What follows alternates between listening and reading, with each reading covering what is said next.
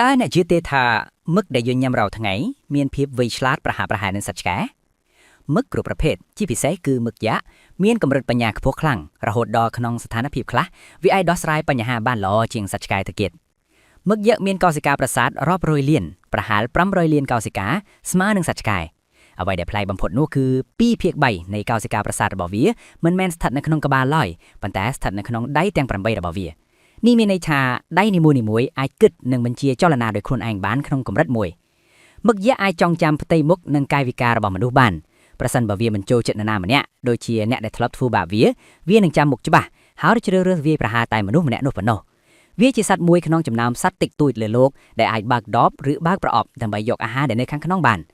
នៅសហរដ្ឋអាមេរិកមឹកយ៉ាក់ជាសត្វចិញ្ចឹមដែលពេញនិយមប៉ុន្តែវាក៏ល្បីខាងលួចរត់ចេញពីទូត្រីដែរទោះបីជាគេបិទចិត្តយ៉ាងណាក៏ដោយព្រោះវាឆ្លាតក្នុងការរកច្រកចេញជារឿងដែលគួរឲ្យស្ដាយទោះបីជាវាមានខួរក្បាលដ៏អស្ចារ្យយ៉ាងណាក៏ដោយប៉ុន្តែមឹកយ៉ាក់មានអាយុកាលខ្លីខ្លាំងណាស់គឺរស់បានត្រឹមតែ2 ទៅ 3 ឆ្នាំប៉ុណ្ណោះ